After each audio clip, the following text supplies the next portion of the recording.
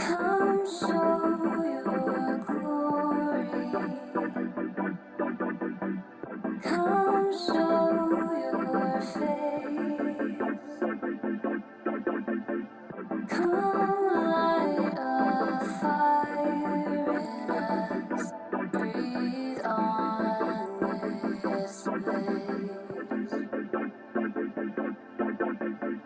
Your love pursues. Hey, welcome to church. We're so glad that you're here. My name is Wes.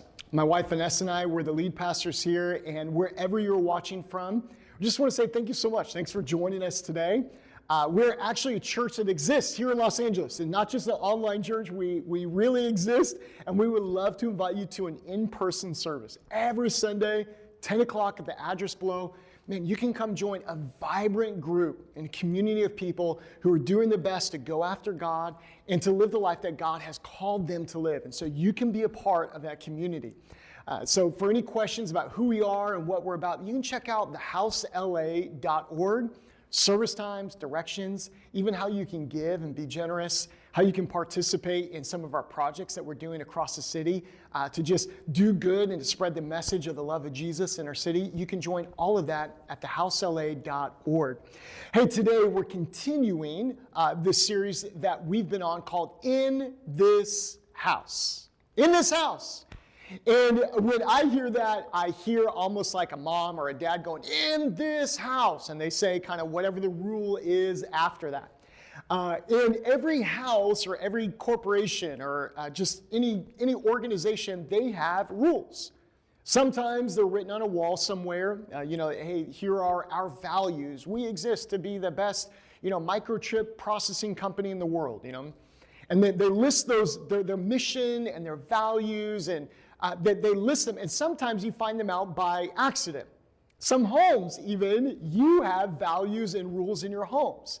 I have friends that they have a value. They go, hey, Wes, I don't care what you do, a Christmas gift must be open on Christmas Eve. In this house, we open up a Christmas gift on Christmas Eve. My dad was one of the people in this house. We read Luke chapter 2. If you don't know, that's fine. He goes, we're going to read Luke chapter 2, and we're going to read the story of the birth of Jesus through the Gospel of Luke before we open up gifts. And just, that was in this house. This is what we do. Well, our church, we have values. That's just our way, our mode, our mode of operation. This is the way that we operate. Now, our mission, that's where we're headed. We have a mission, and our mission is this. Our mission is to help you. Who's you? It's you, right here, watching this. Our mission is to help you connect with God, to grow in community, to discover your purpose, why God built you the way that He built you, and then to make a difference. We want to help you do those things. That is our mission as a church, and that's the direction that we're headed. Now, our values are how we are getting there. The mission is like, we're going on a trip to a city. Just name a city. That's our mission. We're going to that city. Our values are how we're getting there. Are we flying? We driving? Taking a bus? We hitchhiking? We biking? We running? How are we getting there? What music are we listening to? How fast are we traveling? How many stops are we making? That's how we are getting there. So we've been on this whole series of talks on our values saying in this house. And today we're continuing that, talking about in this house, honor is our standard. That's our standard. Maybe you've seen a billboard for a restaurant, and they show you the food that they have, or you've seen a commercial.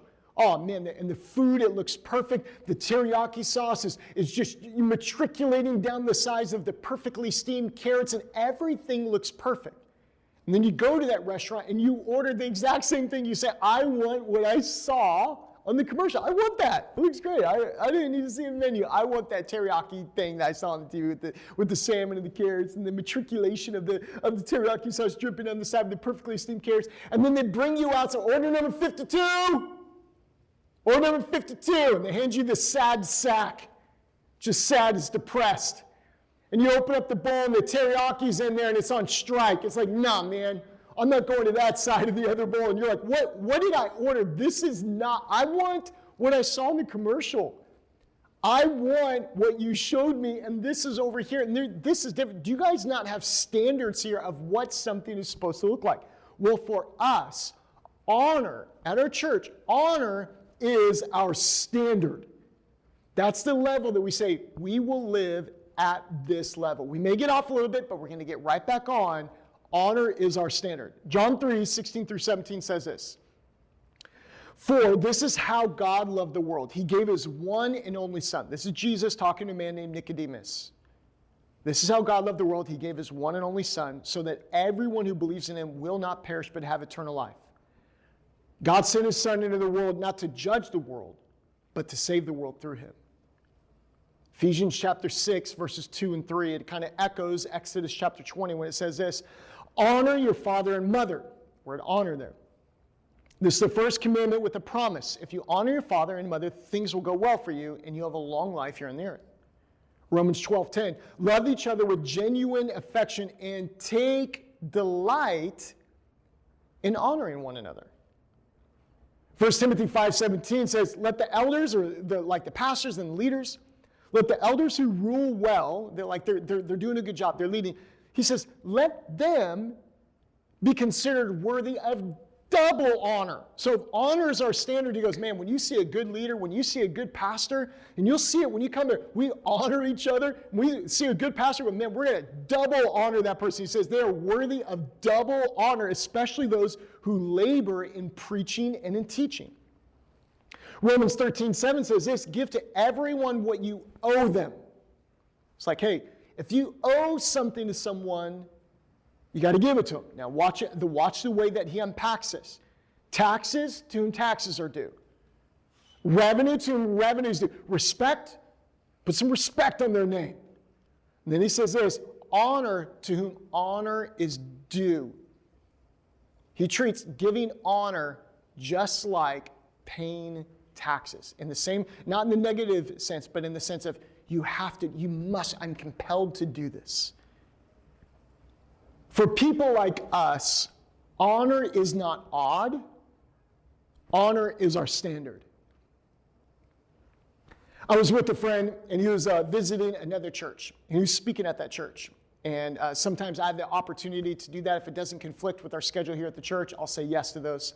If it's a friend or someone I'm connected with, I'm like, man, absolutely, I would love to do that. So I'm with a friend. He's preaching at the church, and he's saying all these incredibly honoring things about the church. And I go, and I'm talking to him afterwards, like, hey, so-and-so, man, you said so, great message. You said so many nice things about those people. I just have a question.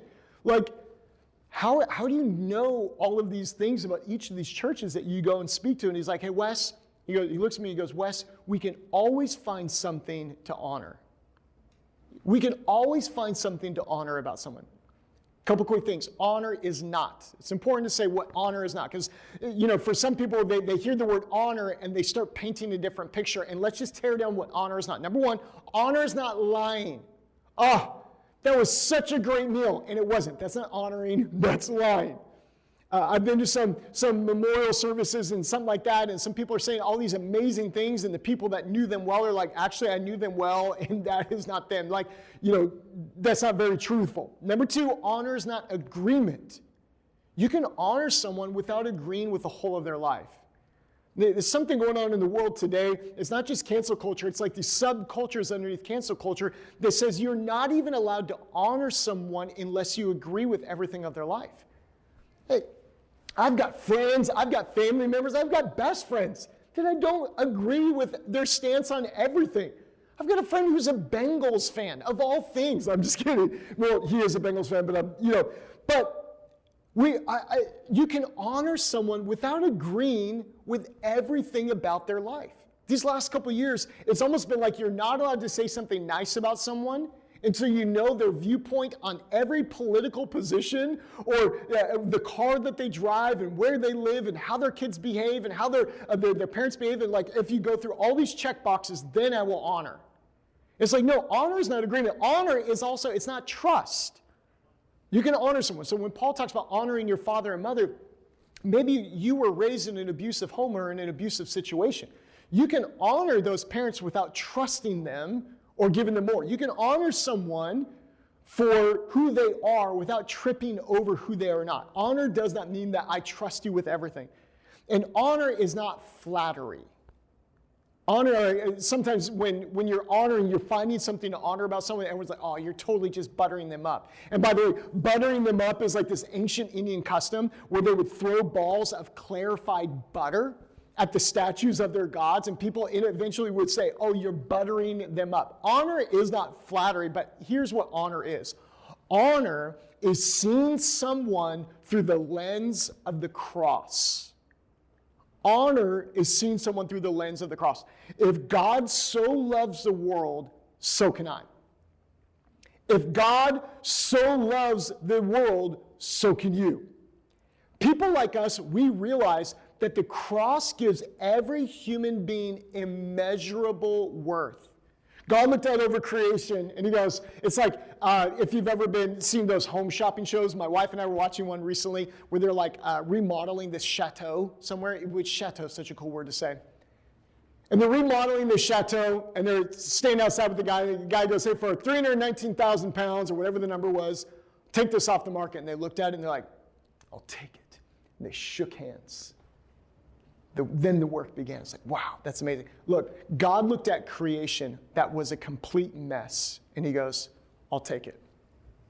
I will pay the price. I will come, I will send my only son, coming in the form of a man. You're fully God and fully man. I will die for the sins of all of this humanity. I will descend into hell and pay the price so that everyone doesn't have to go to that, none should perish. And then I'll resurrect so that death doesn't win. And he goes, I'll take it. If God so loved the world, so can you and so can I. The cross gives every being immeasurable worth. We treat people with the honor that the cross displays and demands that they deserve. So if God looks at someone and says, they are worthy of my love, they are worthy of my forgiveness, who are you and I to say anything different? If God looks at creation and says, that's my son, that's my daughter, I want them to come home, who are you and I or others to say that they don't belong or they're not here? No. We treat everyone through the lens of the cross. Therefore, as people who have that value, that, man, honor, that's our standard, that's just our norm, we're vocal and generous with our honor. We are the first, in our church, you come on a Sunday, we're the first ones to say thank you. We're the first ones to give a compliment or to notice something that someone is, man, you showed up early today, you're amazing. Hey, I saw the way that you opened up that car door for your wife, man, you're amazing. Just, man, I thought chivalry was dead. Obviously it's not. I just want to honor, you're a great husband. Man, the generosity that you showed, you've been bringing these cookies for our hospitality team every single week. Man, thank you for that. You watch, you come on a Sunday and you will sense that honor. We're the first one to do it. We're the first ones to point out what God is doing in someone's life. You want to be prophetic? You want to prophesy? Just hear what heaven says about someone and repeat that. And people be like, wow, you're encouraging. Like, no, I'm just prophetic. I'm hearing what heaven says about someone and I'm honoring what God is doing in their life. For those that live in a culture of dishonor, maybe you've heard of that tall poppy syndrome. Anytime someone starts to do something, people are like, oh, you think you're something now, huh? Think you're so great that you got that? And they tear everyone down. Someone gets a new car, they want to key it or scratch it. They get new shoes, they want to step on them. I've seen that before. I've experienced it. You got new shoes, your friends are like, hey, I got your shoe. And it's like, thanks, man. But those that live in a culture of dishonor, honor sounds like worship to them. But to those of us that live in this culture of the kingdom, it just sounds like heaven. We outdo one another in honor.